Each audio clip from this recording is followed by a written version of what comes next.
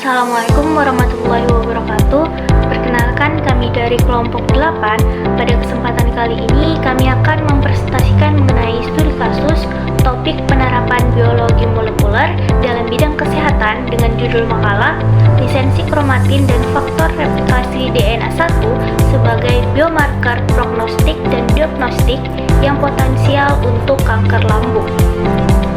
Sebelum masuk ke penjelasan, izinkan saya untuk memperkenalkan anggota kelompok kami. Kelompok kami terdiri dari 5 anggota, yaitu saya sendiri, Vita Rahman Ardika Putri, dan rekan saya ada Viani Indra Fahri, Desya Fitriatul Fadila, Nabila Putri Silisa, dan Laila Zafira. Materi-materi yang akan disampaikan dalam video ini yaitu terdiri dari latar belakang, hasil dan diskusi, peran biologi molekuler dalam bidang farmasi, serta kesimpulan. Untuk materi yang pertama itu latar belakang akan disampaikan oleh rekan saya, Laila Zafira. Latar belakang pada topik kasus kali ini yaitu gastric cancer atau kanker lambung. Penyakit ini adalah salah satu penyebab utama kematian akibat kanker di dunia, menempati posisi ketiga dalam kematian terkait kanker dan kelima dalam jumlah kasus. Faktor risiko utama kanker lambung meliputi infeksi Helicobacter pylori, usia lanjut, konsumsi garam berlebih, dan pola makan yang buruk. Sebagian besar pasien baru terdiagnosis pada tahap lanjut akibat minimnya pemeriksaan rutin dan gejala awal yang tidak spesifik. Saat ini, kemoterapi perioperatif menjadi pengobatan standar. Tetapi, imunoterapi dan terapi target mulai menunjukkan potensi dalam meningkatkan hasil klinis. CDT1 atau Chromatin Licensing and DNA Replication Factor 1 adalah protein penting dalam replikasi DNA yang berperan menjaga integritas genom. Ekspresi berlebihan CDT1 dapat menyebabkan ketidakstabilan genom, kerusakan DNA, dan perkembangan kanker. Meskipun peran CDT1 telah dibuktikan pada beberapa jenis kanker, signifikansinya dalam kanker lambung belum sepenuhnya dipahami. Penelitian ini menggunakan pendekatan bioinformatika, spesimen jaringan klinis, dan pengujian in vitro untuk memberikan wawasan lebih lanjut mengenai fungsi dan dampak CDT1 dalam penyakit kanker lambung. Selain itu, CDT1 dapat digunakan sebagai penanda potensial untuk diagnosis dan penentuan prognosis pada kanker lambung. Selanjutnya, hasil dan diskusi.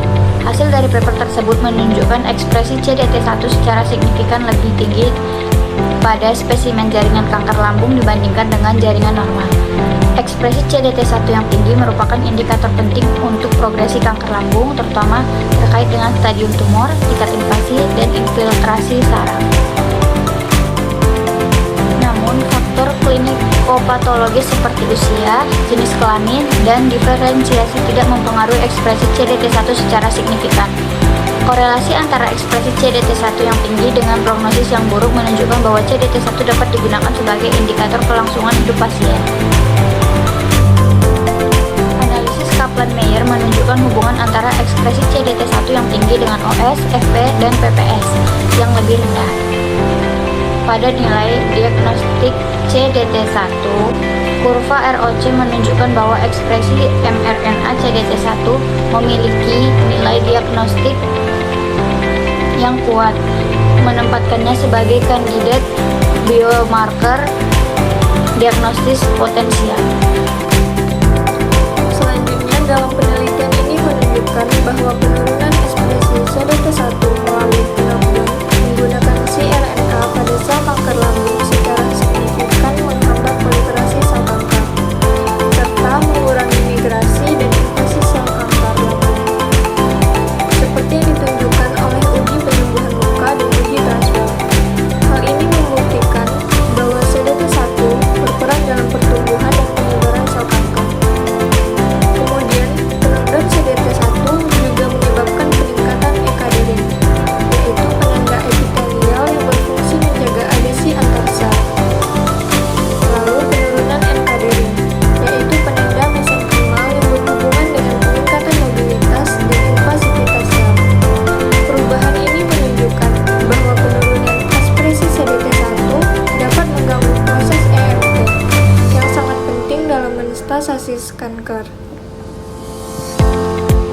Kemudian CDT1 menurunkan ekspresi beberapa protein penting yang mendukung siklus sel dan replikasi DNA, seperti siklin DS1, yaitu proses yang mengatur transisi fase G1 ke fase S dalam siklus sel. Lalu si MYC, yaitu onkoprotein yang meningkatkan proliferasi sel kanker. Lalu MCM5, yaitu protein yang terkait dengan inisiasi replikasi DNA. Hal ini menunjukkan bahwa CDT1 secara langsung mendukung proliferasi dan progresi kanker dengan mengatur protein ini. Selain itu, penelitian ini juga membahas korelasi antara ekspresi mRNA CDT1 dan tumor mutasional organ, serta perbedaan infiltrasi sel imun antara kelompok dengan ekspresi mRNA CDT1 tinggi dan rendah. Dalam implikasi klinis, hubungan CDT1 dengan TMB dan infiltrasi imun menunjukkan potensinya dalam memprediksi keberhasilan imunoterapi. Penelitian ini membuka jalan bagi pengembangan terapi kombinasi berbasis CDT1, termasuk imunoterapi dan terapi molekuler.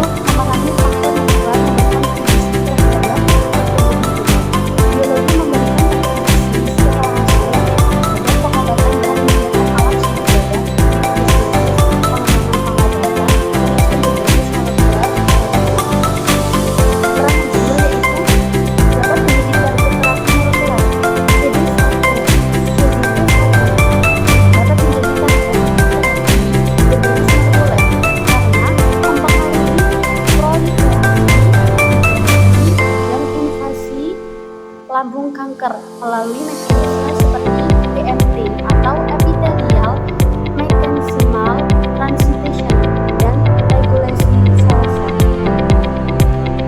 Peran yang ketiga yaitu penemuan biomarker diagnostik dan prognostik. CDT1 telah diidentifikasi sebagai biomarker potensial untuk diagnosis dan prognosis kanker lambung. Hal ini memungkinkan pengembangan alat diagnostik berbasis molekuler yang lebih tepat untuk deteksi kanker ini.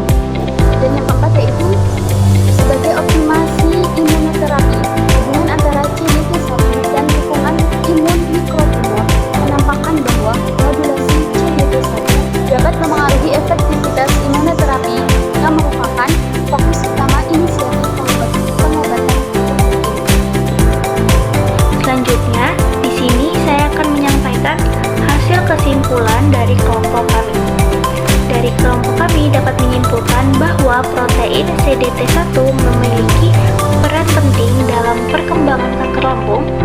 Ekspresi CDT1 yang tinggi berhubungan dengan proliferasi, migrasi, dan invasi sel kanker serta prognosis yang buruk. Penurunan ekspresi CDT1 melalui teknik knockdown dapat mengurangi kemampuan sel kanker untuk membentuk koloni dan bermigrasi, serta mempengaruhi ekspresi protein terkait siklus sel seperti siklin D1 dan MCM5. CDT1 juga ditemukan berhubungan dengan karakteristik klinis tumor seperti stadium dan invasi saraf. Temuan ini menunjukkan bahwa CDT1 dapat menjadi target potensial untuk terapi baru, serta berfungsi sebagai biomarker untuk deteksi dini dan prognosis kanker lambung.